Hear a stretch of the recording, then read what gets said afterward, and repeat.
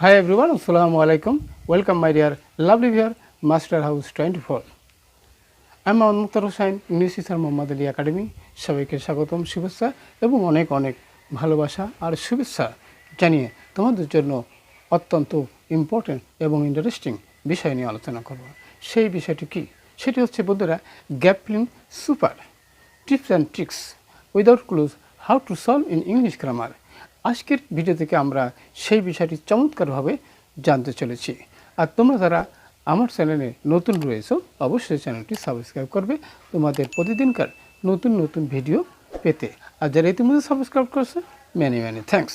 So no more talk, now go to our whiteboard, try to understand today's lesson gap filling super tips and tricks without clue how to solve in English grammar. Okay, now start. Hello my dear lovely viewers, আমরা বলেছিলাম gap filling super tips and tricks without clues how to solve in English grammar.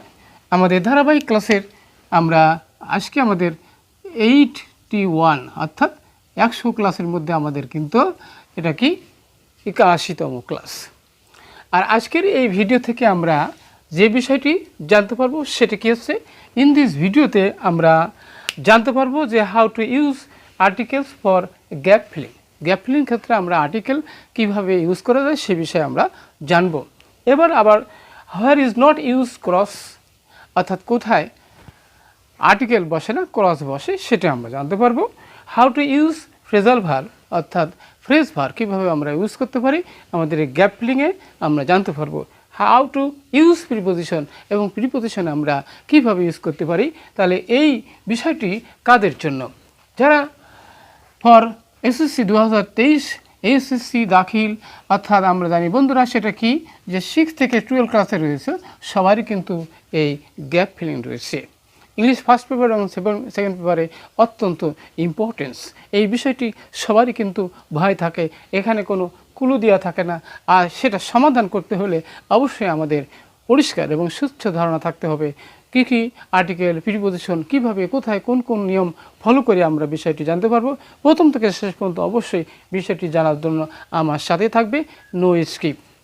আর আশা করি তোমরা যদি আজকের ভিডিওতে দেখো তাহলে পরীক্ষায় তোমরা 10-এর মধ্যে অর্থাৎ 10টা থাকবে তার মধ্যে তোমরা 5 মার্ক পাওয়া অবশ্যই 100%। তাহলে আমরা প্রথমে শুরু করি বন্ধুরা, সেটা কি morning walk is dash exercise. তাহলে সকালবেলার হাঁটা ব্যায়াম কী ধরনের ব্যায়াম?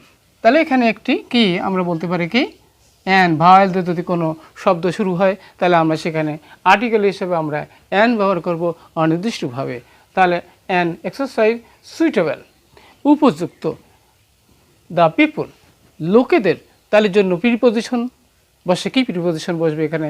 তাহলে আমরা জানি ফর মানের জন্য, তাহলে এখানে লোকজনের জন্য তাহলে আমরা এখানে ফর ইউজ করলাম। ওকে, তাহলে কারোর জন্য যদি হয় তাহলে সেক্ষেত্রে আমরা ফর ব্যবহার করি প্রিপোজিশন হিসাবে। অর্থাৎ আমরা জানি প্রিপোজিশন নাউন প্রোনাউনের পূর্বে বসে অন্য শব্দের সাথে সম্পর্ক স্থাপন করে, সেটা আমরা সকলে জানি।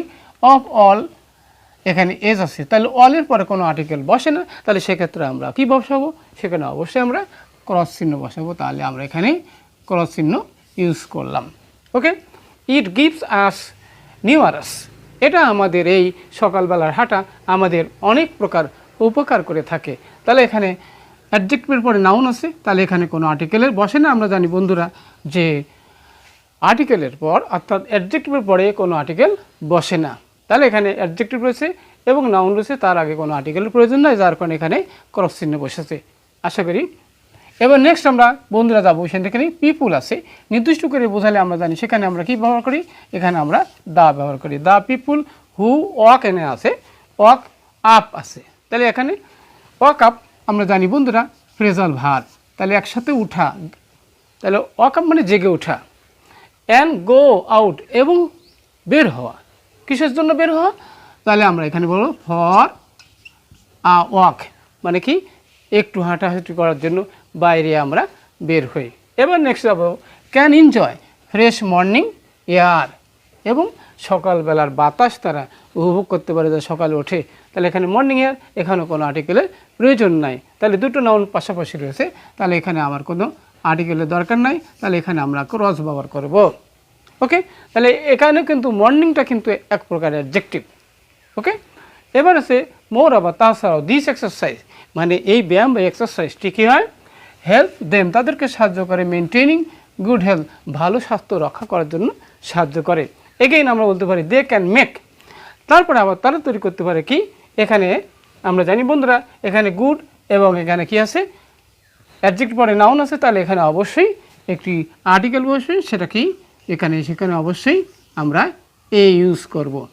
ওকে, এবার কি স্টার্ট অফ দেয়ার ওয়ার্ক, তাহলে প্রিপোজিশন হিসাবে আমরা জানি কি রয়ের বোঝালে এখানে অফ দেয়ার ওয়ার্ক এবং তাদের কাজ কি শুরু করতে পারে। আশা করি আজকের ভিডিওটি তোমাদের অনেক ভালো লেগেছে। আর কোথায় বুঝতে যদি সমস্যা থাকে অবশ্যই কমেন্টস করে জানিয়ে দাও, আর কি বিষয়ে ভিডিও দাও অবশ্যই কমেন্টস করে জানাও। আর সবার সুন্দর এবং সুখী জীবন কামনা করি। আর প্রতিদিন নিত্য নতুন ভিডিও পেতে অবশ্যই আমাদের সাথেই থাকবে। সবার সুন্দর এবং সুখী জীবন কামনা করে এখানেই বিদায় নিচ্ছি। আল্লাহ হাফেজ।